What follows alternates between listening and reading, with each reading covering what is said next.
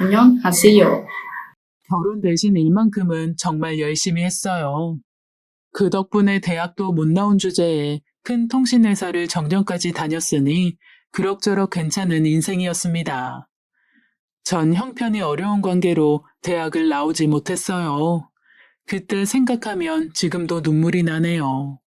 결국 전 대학을 포기하고 취업의 길을 알아봐야 했고 전화국에 들어가 직장 생활을 시작했습니다. 114 안내 전화 기억하시죠? 지금은 인터넷으로 검색해 전화번호를 찾지만 예전에는 1년에 한 번 나오는 전화번호 책이나 114 안내 전화로 전화번호를 찾고는 했었죠. 바로 그 전화 안내를 해주는 일이 제 직업이었습니다. 당시 대학을 못 간 여학생들에게 취업 자리는 많지 않았어요. 작은 회사의 격리나 비서 일을 하거나 그것도 아님 공장 같은 곳에서 여공으로 일하는 게 고작이었죠. 다행히 대학 못 간 절 안타까워하던 담임 선생님이 저에게 취직 자리를 알아봐 줬어요. 대학 못 갔다고 인생 끝난 게 아니다. 대신 좋은데 취직하면 안 되겠나. 그러면서 소개시켜준 데가 바로 전화국이었어요. 대학은 가지 못했지만 신분이 보장되는 안정적인 직업에 나중에 시집 갈 때도 남들에게 꿀리지 않는 직업이라시면서 저에게 적극적으로 추천해 주셨죠. 그렇게 선생님 덕분에 들어간 전화국이 굴지의 통신회사가 되면서 팔자에 없는 대기업 직장인 생활을 한 셈이니 당시 제 팔을 붙들고 억지로 전화국으로 끌고 갔던 그 선생님의 선견지명이 옳았던 거죠. 다만 한 가지는 틀리셨네요. 전화국에 들어가면 시집도 잘 갈 거라는 말이요. 전 평생 바깥으로 돌며 엄마를 고생시키는 아버지를 보고 자랐어요. 바람을 피우다 들키고도 뭐가 그렇게 떳떳한지 엄마가 공장에서 힘들게 번 돈을 들고 새 살림 차린 여자에게 가는 모습을 본 게 한두 번이 아니었으니까요. 그러다 보니 엄마처럼 살 바에는 아예 결혼을 하지 않겠다는 결심을 은연중에 하며 산 것 같아요. 누군가와의 만남을 시작하면 그와의 행복한 미래를 꿈꾸기보다는 그가 나를 배신하면 어떡하지라는 부정적 생각을 먼저 하고 그만큼 마음을 주고 제 곁을 허락하는 데 인색했던 거죠. 평생을 혼자로 사는 것이 외로운 건 사실이지만 자녀 교육이나 남편 뒷바라지에 새는 돈이 없으니 차곡차곡 돈을 모으기는 좋았습니다. 그러다 보니 요새 다들 어려워한다는 직장만도 이미 오래전에 해뒀고요. 이제 은퇴도 했으니 남은 여생을 즐기기만 하면 된다고 생각했어요. 하지만 신은 저에게 또 한 번의 시련을 준비하셨더군요. 죽음의 그림자가 찾아왔던 거죠. 5년 전 신장 기능에 문제가 있다는 판정을 받고 투석을 받으며 버텼지만 이젠 신장 이식 외에는 방법이 없다고 하더군요. 더 이상 투석으로 버티시는 건 무리예요. 이제 이식밖에 방법이 없습니다. 이식이요? 내 신장, 그러니까 콩팥 이식이요. 다른 장기에 비해선 그래도 신장 이식은 용이한 편이에요. 심장 같은 장기는 도너, 그러니까 뇌사 상태의 기증자가 있어야 이식이 가능하지만 신장은 두 개잖아요. 기증자가 마음만 먹으면 하나는 얼마든지 줄 수가 있죠. 자식분이나 형제 자매 중에 부탁을 해보세요. 난감했습니다. 의사는 가족에게 부탁하면 쉽게 신장 하나 정도는 얻을 것처럼 말했지만 결혼을 하지 않고 형제도 없는 제게는 그 가족이라는 게 결코 쉬운 단어가 아니었으니까요. 제가 결혼을 하지 않아 자식이 없어요. 형제 자매도 없는 외동이고요. 제 말에 의사는 난감한 표정을 짓더군요. 보통 신장 이식은 가족들에게 공여받는 경우가 대부분이에요. 혈액형이 같고 유전적 형질도 비슷해 거부 반응이 일어날 확률이 적기 때문이기도 하지만 자신의 멀쩡한 신장을 모르는 남에게 떼어준다는 게 쉬운 일은 아니잖아요. 그나마 형제 자매, 부모 자식 같은 가까운 가족 정도는 되어야 자신의 오장육부는 떼어내는 희생을 감수하는 거겠죠. 하지만 그것도 딱 이촌까지지요. 삼촌이나 사촌만 되어도 이런 일은 부탁조차 하기 어려운 겁니다. 제게 가족이라는 기억은 16살 어린 시절로 끝이 났습니다. 그 여자 때문이었죠. 그 여자는 돌아가신 엄마의 하나뿐인 동생, 막내 이모였습니다. 이모가 둘도 아닌데 왜 그랬는지 모르겠지만 전 그 여자를 막내 이모라고 불렀습니다. 아마 저랑 나이 차가 그리 많이 나지 않았기 때문에 그런 것 같아요. 막내 이모는 나랑 13살밖에 차이가 나지 않았습니다. 나이 차는 적었지만 이모는 어린 시절 내 엄마 같은 사람이었죠. 생계를 위해 가발 공장에서 늦게까지 일을 해야 했던 엄마 대신 이모는 나에게 밥을 해주고 놀아주고 졸리면 업어주는 그런 사람이었습니다. 제 인생에서의 첫 기억은 이모의 등에 업힌 채 맡던 그녀의 풋풋한 머리 냄새였을 정도니까요. 엄마가 집에 들어오셔도 전 이모 옆에 더 붙어 있으려고 했죠. 그럼 이모가 엄마 눈치를 보면서 말했어요. 네 엄마한테 가라 가스나야. 그 말을 하며 이모가 제 이마에 살짝 꿀밤을 때리면 전 삐져서 이모에게 눈을 흘기며 엄마 품으로 가고는 했죠. 이모는 못 배운 사람이었어요. 찢어지게 가난한 집에서 크는 바람에 엄마와 이모는 둘 다 배움이 짧았어요. 그래도 혼자 한글이라도 뗀 엄마와 달리 이모는 한글조차 제대로 배우지 못했죠. 아기 때는 몰랐는데 저도 머리가 좀 커지고 나니 이모가 어딘가 모자란 사람이라는 걸 알게 됐어요. 20살이 넘은 다 큰 처녀가 되어서도 이모는 항상 나랑 내 동네 친구들과 어울렸어요. 같이 고무줄도 하고 소꿉놀이도 하고 이모는 그렇게 잘하지 않는 사람이었어요. 하지만 난 이모 같지 않았습니다. 학교에 가서 한글을 배우고 책을 읽으며 세상을 배워나갔죠. 그렇게 전 천진한 아이에서 영악한 소녀가 되어갔어요.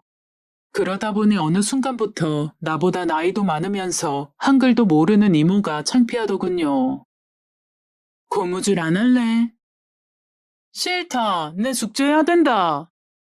숙제 언제 끝나는데? 숙제 때문이 아니었습니다. 남들한테 바보라고 놀림받는 이모랑 같이 노는 게 창피했던 겁니다. 제가 놀아주지 않자 처음엔 서운해하던 이모는 이제 저보다 더 어린 동네 아이들과 어울리기 시작했어요. 그런 이모가 서운하기보다 전 오히려 편했어요. 그리고 이런 일도 있었어요. 이모 밥 먹었나? 아니. 뭐 하느라 여태 밥도 안 먹었는데. 쌀이 없다. 컵라면 있다 아이가. 그거 끓여 먹으라. 그건 어떻게 먹는데? 엄마가 물만 부으면 된다 했잖아. 3분 기다리고. 며칠 전에 엄마가 새로 나온 라면이라며 컵라면이라는 걸 사오셨습니다. 끓는 물만 붓고 3분만 기다리면 먹을 수 있는 당시로는 정말 새로운 음식이었죠. 야근 때문에 늦게 들어오는 엄마가 저희들 배고플 때 끓여 먹으라고 사둔 컵라면을 이모에게 먹으라고 말하고는 전 숙제를 했어요. 그렇게 1시간쯤 지났나? 방을 나와보니 식탁 위에 이모가 컵라면 용기를 두고 앉아있더군요. 여태 안 먹고 뭐하노?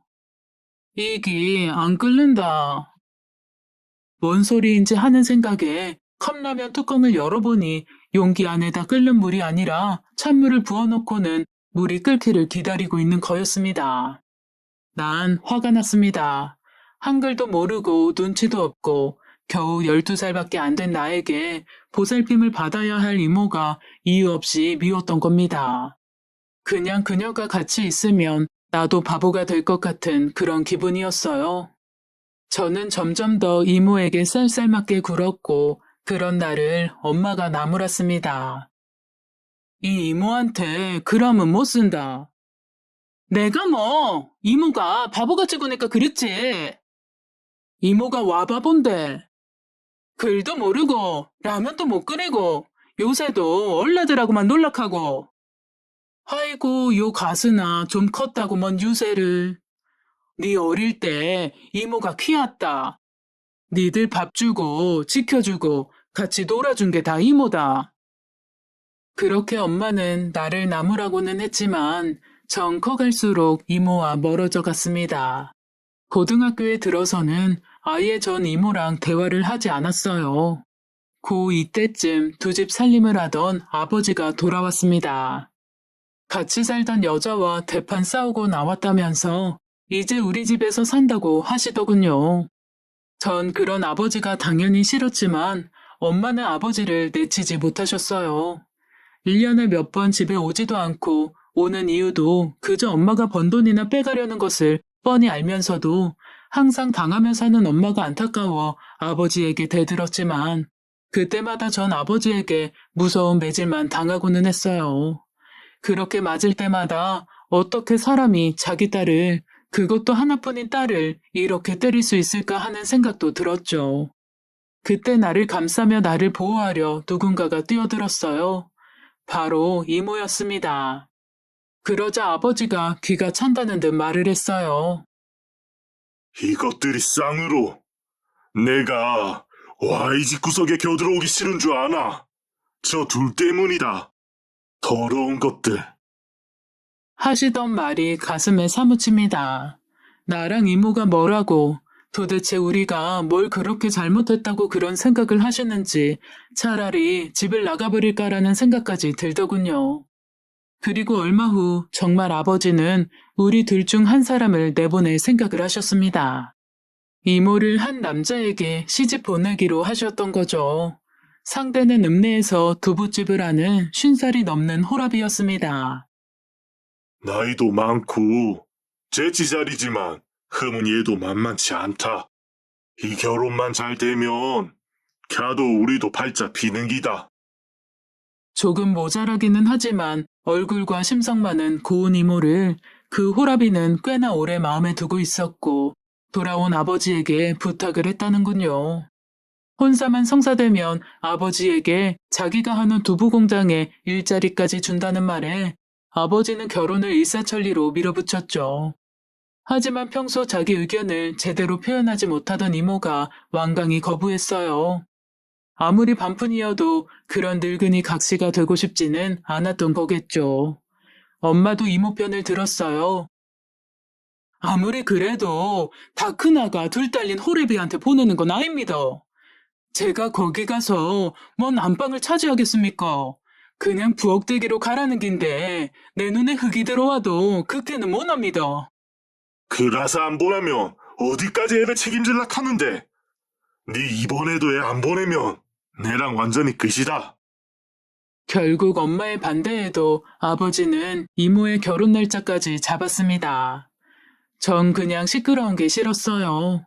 이모가 노인네한테 시집 가는 게 안 되긴 했지만 그렇다고 계속 우리 집에 사는 것도 과연 이모에게 좋은 일인가 하는 생각도 들었고요.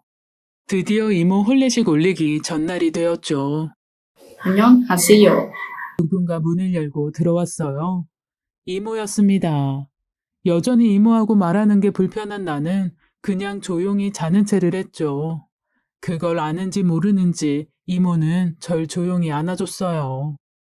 이모에게서는 어릴 적 제가 처음 느꼈던 그 풋풋한 머리 냄새가 났습니다. 그 냄새가 좋았는지 전 그렇게 깊이 잠이 들었죠. 다음날 깨어보니 집안에 난리가 났더군요. 이모가 사라진 겁니다.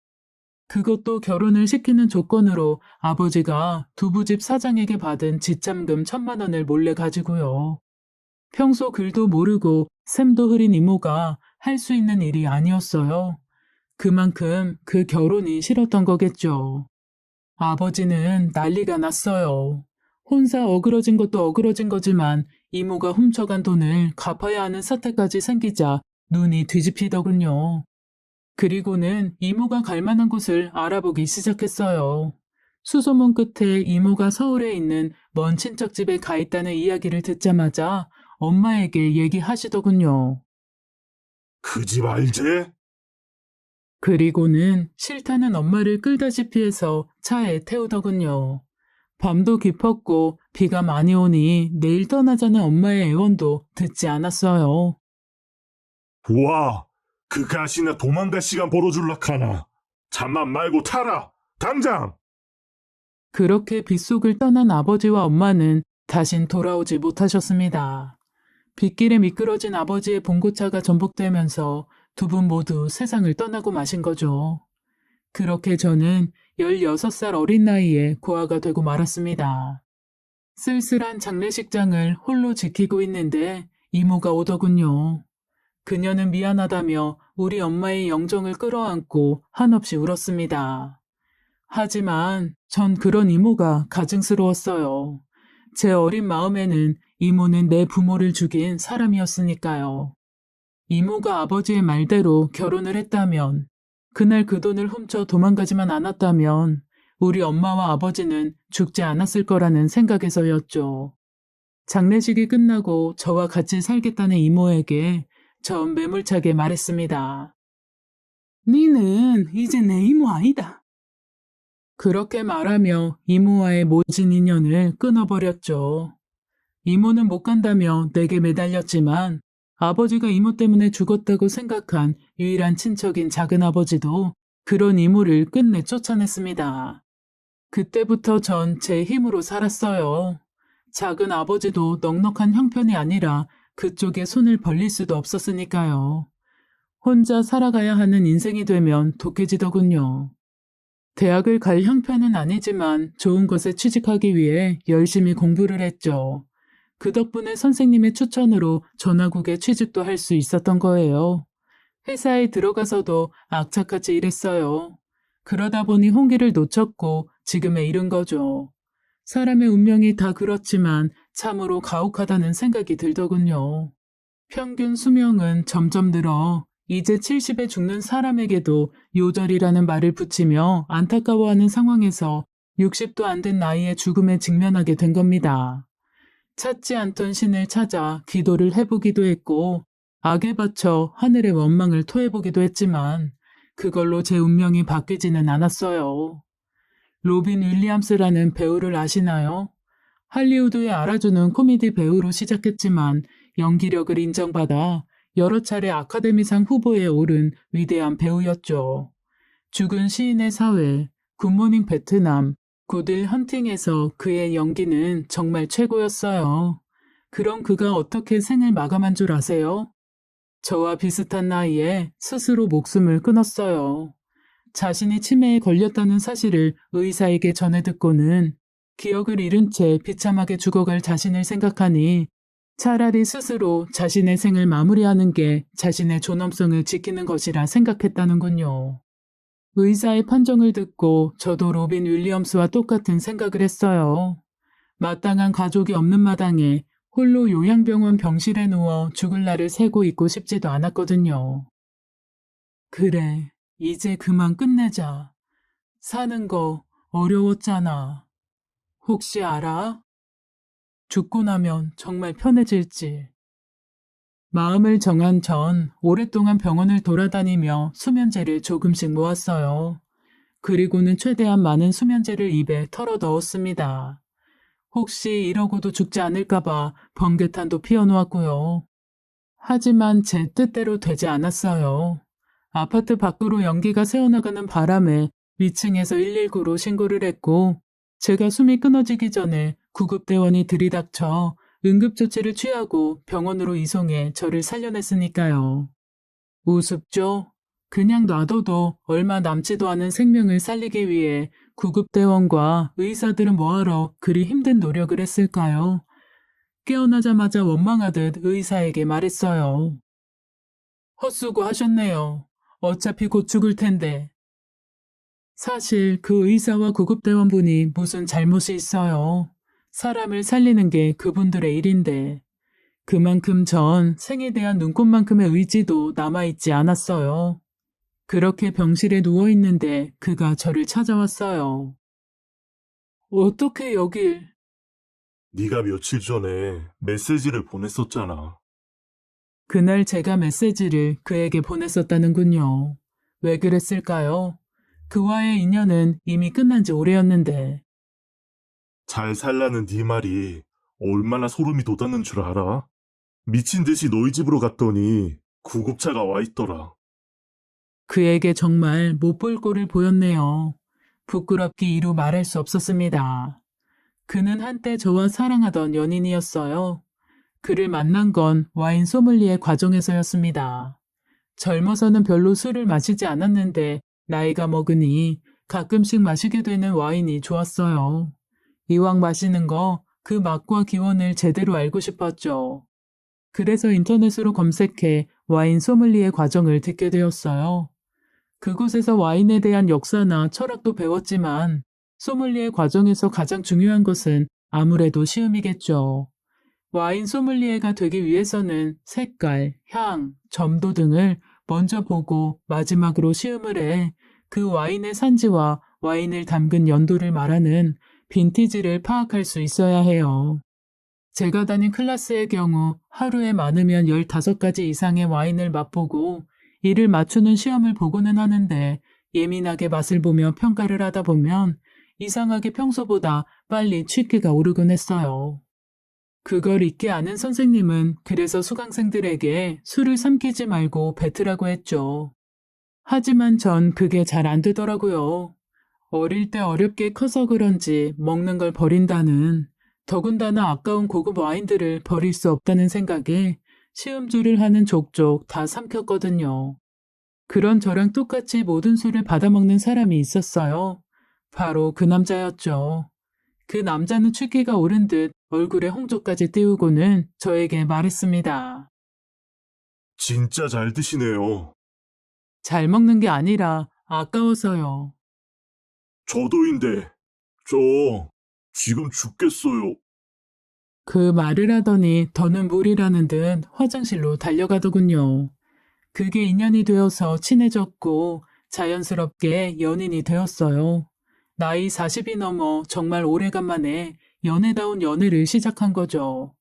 그는 영화사를 운영하고 있었어요. K무비다 뭐다 해서 1,000만 명씩 드는 블록버스터 영화를 만드는 영화사는 아니었어요.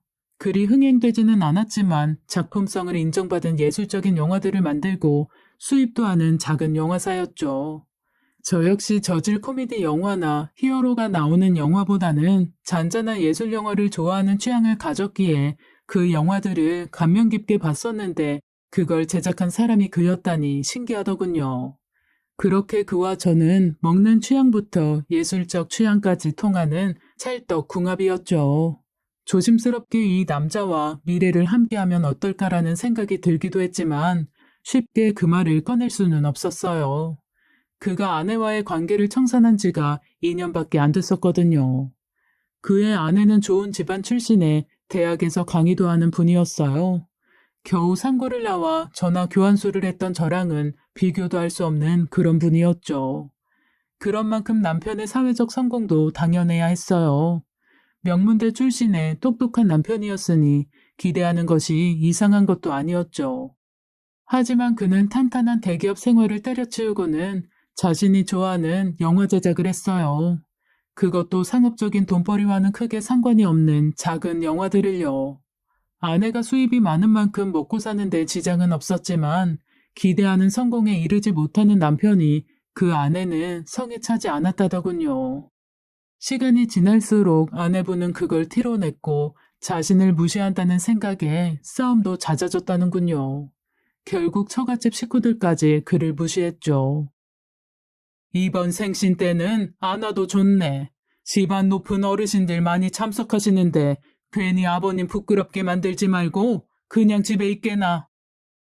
어느덧 자신을 집안의 망신으로 보는 아내와 아내의 가족에 실망한 그는 결국 집을 나왔고 두 사람은 결국 2년의 별거를 거쳐 이혼을 했답니다. 하지만 이혼 후에도 두 사람 사이의 관계는 완전히 단절되지 않았어요. 바로 아들 때문이었죠.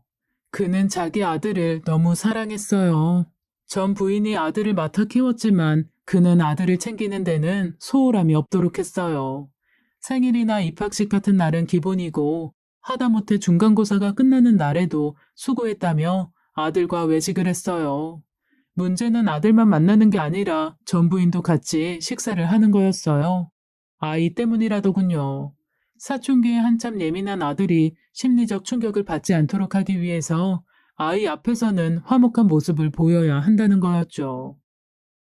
꼭 그렇게까지 해야 돼요? 아직 아이가 이혼한 걸 몰라. 그냥 내가 사업 때문에 따로 살고 있는 걸로 아는 거지. 한참 예민한 사춘기라 혼란을 주고 싶지 않아서 그랬어. 그렇게 말하며 나에게 이해를 부탁했어요. 처음에는 이해를 했어요. 아니, 아이를 생각하는 그의 마음이 참 훌륭하구나 했죠. 저의 어머니는 하나뿐인 자식인 저에게 한 번도 그런 깊은 애정을 보인 적이 없었거든요. 그래도 저보다 자기 아들을 우선시하는 그에게 가끔 서운함도 느꼈지만 정말 좋은 아버지구나 생각하며 참았어요. 하지만 그것도 어느 정도였지요. 저랑 만나기로 약속하고서는 아들이 아프다네. 오늘 약속은 취소해야겠어. 내일 수학여행을 간다네. 필요한 것들 좀 사주러 백화점에 가야 돼. 이런 식으로 전화 오는 게 한두 번이 아니었어요. 거기까지는 넘어간다고 해도 이것만은 참을 수가 없었습니다. 나 지방으로 시나리오 작업 다녀올게. 시나리오 작업? 그건 감독이나 작가가 하는 거 아니야? 아, 물론 그 사람들이 하지. 난 가서 격려나 좀 하고 오려고. 황금 같은 주말 연휴, 그와 같이 여행이라도 가려 했는데 이렇게 말하더군요. 그래? 그럼 가야지. 가서 격려도 많이 하고. 이번 시나리오 그렇지 않아도 재밌더라. 그치? 이번엔 상업적으로 신경 많이 썼거든. 기대되던데. 잘해봐. 전 그렇게 그 일을 보내줬죠. 주말에 할 일이 없어진 전 모처럼 책이나 사 읽을까 하는 마음에 강남의 한 대형 서점에 갔어요. 그런데 어머, 안녕하세요. 누구지? 하며 고개를 돌려보니 그이와 함께 일을 하고 있는 시나리오 여자 작가였어요. 가끔 함께 모여 식사도 하고 하던 분이라 안면이 있는 사이였죠. 작가님, 안녕하세요. 그런데 왜 여기에... 네? 오늘 시나리오 워크숍 가는 거 아니었어요? 아니요, 그런 적 없는데. 뻔했어요. 그가 거짓말하고 누구를 만났는지 주말이 지나고 돌아온 그를 다그쳤어요. 아이랑 같이 여행을 갔었어. 방학인데 따로 놀아주지도 못해서. 둘만 갔어? 저기 그게 둘만 갔냐고! 미안해. 그의 여행에는 헤어진 전 부인도 함께 했던 거예요. 그것만은 참을 수가 없었어요. 아이 때문에 전 부인을 만나는 것까지는 어쩔 수 없다고 하지만 여행까지 같이 가는 건 저를 무시하는 처사라는 생각이 들었어요. 그냥 애 때문에 같이 간 거야. 내가 뭐가 좋았겠어. 전처랑 같이 있는 게. 그게 중요한 게 아니야. 날 속였다는 게 중요한 거지. 미안해. 말하려고 했는데 당신이 워낙 전처 만나는 걸 싫어해서 말 못했어. 그럼 그런 걸 좋아할 여자가 어디 있니? 그래, 당연히 좋아할 수 없지. 하지만 이해는 해줘야지. 아이가 걸린 문제야. 당신도 아이가 있었다면 당연히 이해할 그런 문제였다고. 결혼도 하지 않고 아이도 없어서 이해를 못한다는 식의 그의 매도에 결국 전 폭발했습니다. 내가 이해심이 없다고? 난 당신이 아들한테 잘하는 거 정말 기특하게 생각했어. 부모에게 큰 사랑 받지 못하고 자란 내 입장에서 당신이 하려는 자식 사랑 응원해줬다고. 그런 내가 이해심이 부족하다고. 당신 여자라고 생각은 하는 거야? 당연하지. 내가 당신을 얼마나 사랑하는 줄 모르겠어? 그렇게 날 사랑한다면서 왜 당신 카톡에는 당신 가족 사진뿐이야? 그의 카톡 대문에는 사진들이 여러 장 걸려 있었는데 모두 자신의 가족들 사진이었어요. 특히 사진관에서 찍은 가족 사진 속 아내를 바라보며 웃는 사진을 볼 때마다 전 서글퍼지고는 했죠. 당신 카톡에 올린 가족 사진 볼 때마다 무슨 생각이 드는 줄 알아? 당신과 부인, 그리고 아들이 함께 찍은 그 사진을 보면 무슨 생각이 드는 줄 아냐고. 난 그냥 저 남자의 숨겨진 파트너구나. 이래서 이혼한 남자는 만나지 말아야 하는구나. 그런 비참한 생각이 든다고. 결국 그와의 만남은 그날이 마지막이 되었습니다. 그런 그가 죽음을 앞에 둔 제 앞에 다시 나타난 겁니다. 왜 그에게 문자를 보냈는지 후회도 했지만 막상 7년 만에 그를 본 전 눈물을 쏟고 말았어요. 아무리 아니라고 둘러대도 그에 대한 감정이 없어졌다면 그건 거짓말입니다. 제 마음속에는 항상 그에 대한 그리움이 자리 잡고 있었죠. 차마 그에게 연락은 취하지 못했지만 가끔 전 그의 SNS를 방문해 근황을 살펴보기도 했죠. 그의 사랑하는 아들, 그러니까 그와의 문제를 일으킨 원인이 된 그 아이가 어떻게 자랐는지도 그걸 통해 알았어요. 그것 때문인지 그에게 꺼낸 제 첫말이 뭔지 아세요? 당신 아들 군대 갔더라? 지금 그딴 게 중요하니? 네 목숨이 왔다 갔다 하는데. 그는 이미 다 알고 있더군요. 내 신장 기능이 끝장난 상태라는 걸. 내가 당신 살릴 거야. 벌써 신체 검사도 마쳤어. 그는 자신의 신장을 기증하기 위해 이미 신체 검사까지 했더군요. 왜 그래? 내가 뭐라고? 뭐긴, 내가 사랑하는 사람이지. 그의 말에 뭐라 반박을 하려 했지만 그냥 말았어요. 이제 진짜 저한테 남은 시간은 짧으니까요. 혹시라도 그의 신장이 나에게 맞아 내가 살 수 있다면 못다한 그와의 사랑을 남김없이 태우리라고 그런 기적을 허락해달라고 신께 기도했어요. 하지만 여전히 잔인한 신은 저에게 그런 행운을 허락하지 않더군요. 그의 신장은 저에게 적합하지가 않았어요. 미안해. 괜찮아. 그냥 당신이 신경 써준 것만으로도 고마웠어. 아니, 내가 안 된다고 포기하지 마. 기증자 찾을 수 있어. 그는 포기하지 않았어요. 나를 살리기 위해 어떻게든 기증자를 찾기 위해 노력했어요.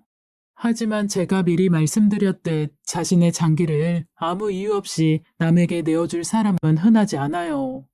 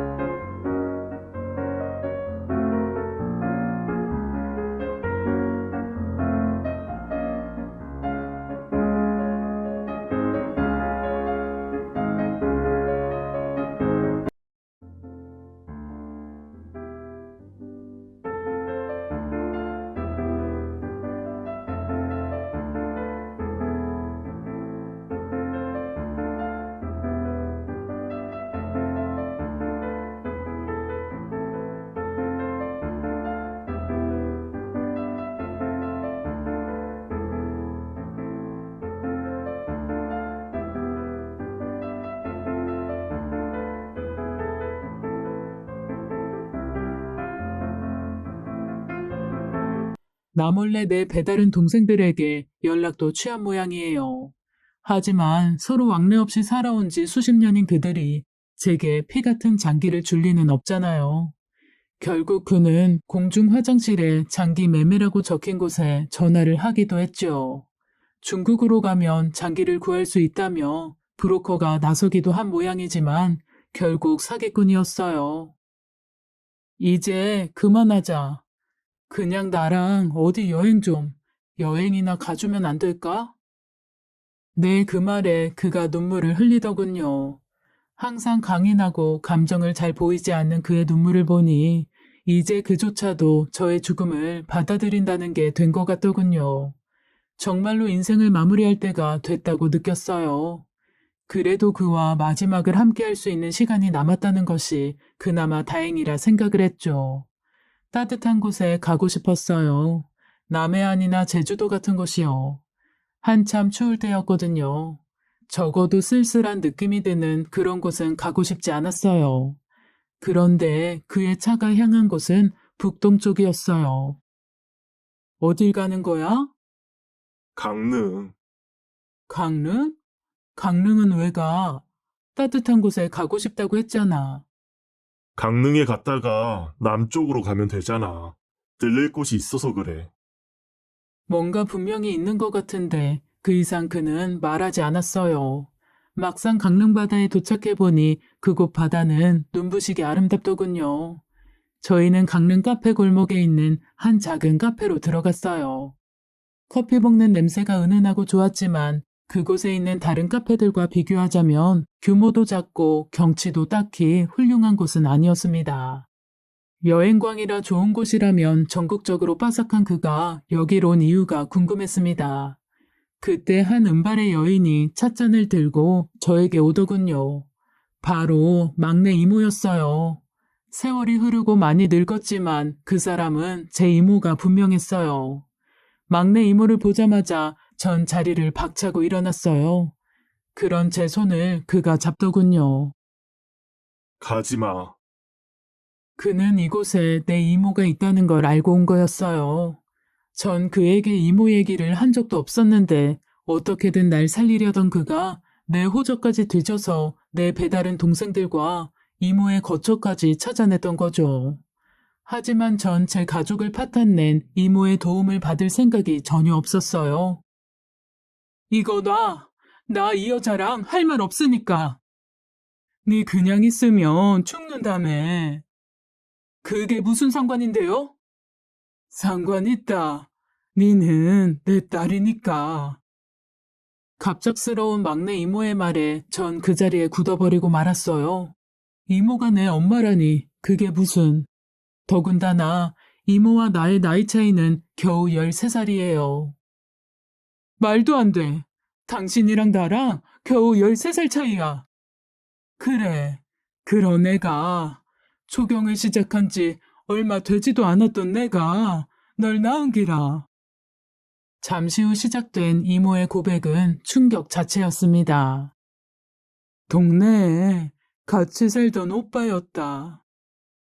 어린 나이에 이모는 동네 오빠와의 원치 않는 관계로 저를 임신했던 겁니다. 말씀드렸듯 어리숙하고 순진한 이모는 어찌 해야 할지 몰라 아이를 임신한 사실을 숨겼다고 하더군요.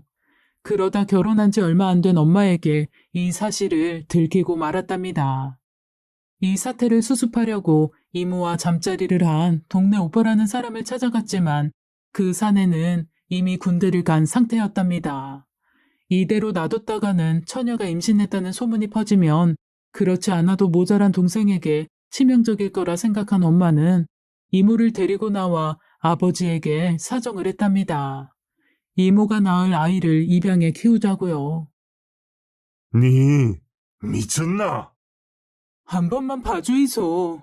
그것만 허락해주면 당신 말이라면 무슨 일이라도 다 해줄 거구마.